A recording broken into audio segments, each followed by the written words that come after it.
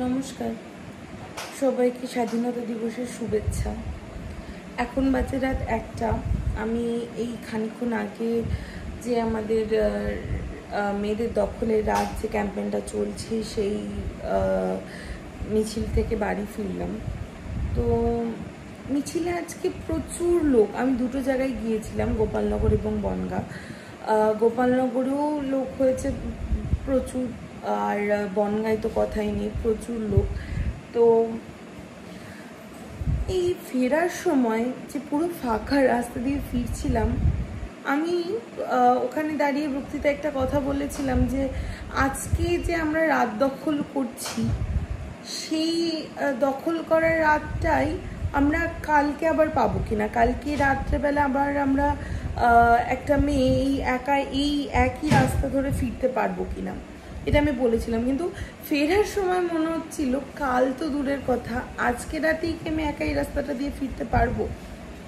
এবং আমি গাড়ি করেই ফিরছিলাম, আমার সাথে আরও অনেকে ছিলেন, আমার গুরুজনও ছিলেন, তার মধ্যে আমার বন্ধুবান্ধবও ছিলেন। তো সবার সাথেই ফিরছিলাম। তো এর মধ্যেও রাস্তাতে অনেক লোকই এমনভাবে তাকিয়েছে আমার দিকে, যেই তাকানোটা স্বাভাবিক নয়। সেই সব কথা আমি না এখন রাখলাম, কিন্তু না, অ্যাকচুয়ালি রাখবো না, বলি এই তাকানো তো আমাদের রোজই সহ্য করতে হয়, তাই রাখলাম, কতটা মুখ থেকে বেরিয়ে গেছিলো।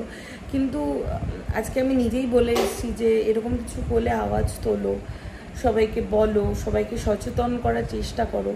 তো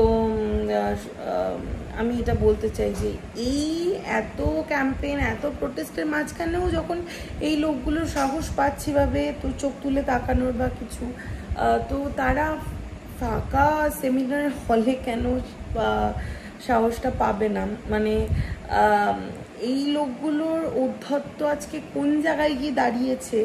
তো তারা এত লোকজনকেও তোয়াক্কা করছে না যে এত লোকজন আছে, বা এই মেয়েগুলোর সাথে তার গার্জিয়ানরাও রয়েছে, তাদের সামনে এই ধরনের আচরণ করছি। তো এটা আর বলার কিছু নেই, মানে বলার আর ভাষা নেই, কি বলবো এদের, আমি সত্যিই বুঝতে পারছি না।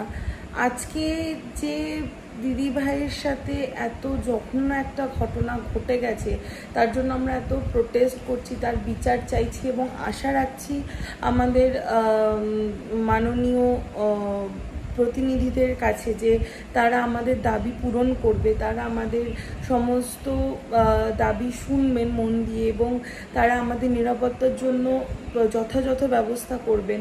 এবং সবচেয়ে বড় কথা, আমরা চাইছি যে আমাদের ব্যথায় তারা সমব্যথী হোক, তারা এই ব্যাপারটাকে বুঝুক যে আজকে যদি এই দিদি, আমার বাড়ির দিদি, আমার ঘরের দিদি যদি বিচার না পায়, তাহলে সে এই একই ঘটনা গিয়ে পরবর্তীকালে তো যাদের কাছে বিচার চাইছি তাদের ঘরের মানুষের সাথেও হতে পারে।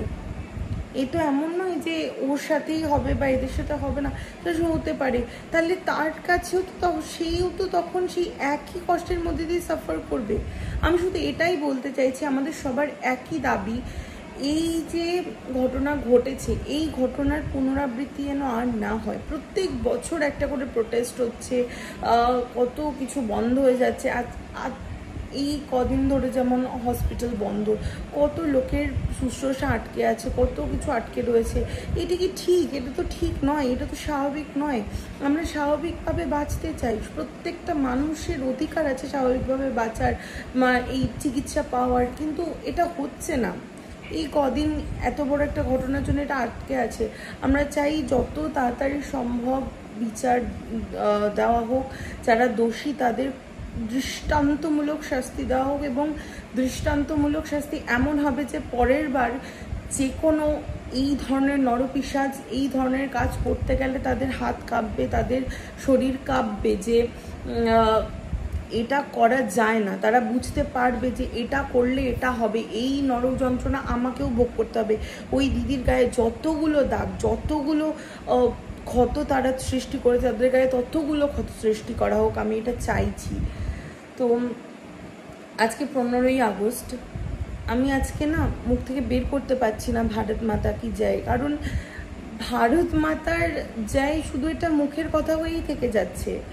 এরা ভারতের মেয়েকে, মাকে সম্মানই করে না। যে দেশে মেয়ে মার সম্মানই নেই সেই দেশে কি করে এই স্লোগানটা দেওয়া যায়, ভারত মাতা কি জয়। তো আমার আজকে আমার ছোটবেলায় পড়া একটা কবিতা খুব মনে পড়ছিল। কবিতাটা হচ্ছে শাড়ি। আমি প্রত্যেক বছরই 15ই আগস্টে আমাদের বীর যোদ্ধাদের উদ্দেশ্যে কিছু না কিছু করার, তাদের উদ্দেশ্যে কিছু কবিতা, কিছু গান, কিছু নাচ, আমি যা পারি তা করে তাদেরকে উৎসর্গ করার চেষ্টা করি।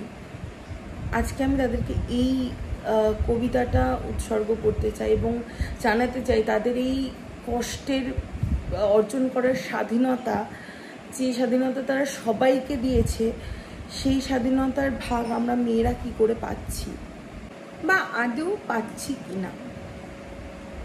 তো কবি সুবোধ সরকারের লেখা কবিতা শাড়ি।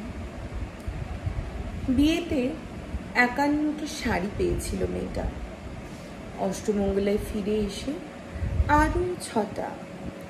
এত শাড়ি সে একসঙ্গে জীবনে দেখেনি। আলমারির প্রথম থাকে রাখলো সব নীল শাড়িদের। হালকা নীল একটাকে জড়িয়ে ধরে সে বলল, তুই আমার আকাশ। দ্বিতীয় থাকে রাখলো সব গোলাপিদের। একটা গোলাপিকে সে জড়িয়ে ধরে বলল, তোর নাম অভিমান। তৃতীয় থাকে 3টি ময়ূর, যেন 3 দিক থেকে ছুটে আসা সুখ। তেজপাতা রং যে শাড়িটা, তার নাম দিল বিষাদ। সারা বছর সে শুধু শাড়ি উপহার পেল। এত শাড়ি সে কি করে এক জীবনে পরবে? কিন্তু বছর যেতে না যেতেই ঘটে গেল সেই ঘটনাটা। সন্ধ্যের মুখে মেয়েটি বেরিয়েছিল স্বামীর সাথে চাইনিজ খেতে। কাপড়ে মুখ বাঁধা 3টে ছেলে এসে দাঁড়ালো মেয়েটির সামনে। স্বামীর তলপেটে ঢুকে গেল তরোয়াল। উপর থেকে নিচে, নিচে নেমে ডান দিকে যাকে বলে এল পড়ে রইল খাবার। চিলি ফিশ থেকে তখনও ধোয়া উঠছে। এর নাম রাজনীতি, বলেছিল পাড়ার লোকেরা। বিয়েতে 51টা শাড়ি পেয়েছিল মেয়েটা, অষ্টমঙ্গলায় ফিরে এসে আরও 6টা। একদিন দুপুরে শাশুড়ি ঘুমিয়ে সমস্ত শাড়ি বের করে 6তলার বারান্দা থেকে উড়িয়ে দিল নিচের পৃথিবীতে। শাশুড়ি পরিয়ে দিয়েছে তাকে সাদা থান। 19 বছরের একটা মেয়ে একা, কিন্তু সেই থানও এক ঝটকায় খুলে নিল 3জন। পাড়ার মোড়ে সদ্য নগ্ন বিধবা মেয়ে দৌড়াচ্ছে আর চিৎকার করছে, বাঁচাও। পিছনে 3জন। সে কি উল্লাস! নির্বাক পাড়ার লোকেরা। বিয়েতে 51টা শাড়ি পেয়েছিল মেয়েটা, অষ্টমঙ্গলায় ফিরে এসে আরও 6টা। এত শাড়ি সে কি করে এক জীবনে পরবে?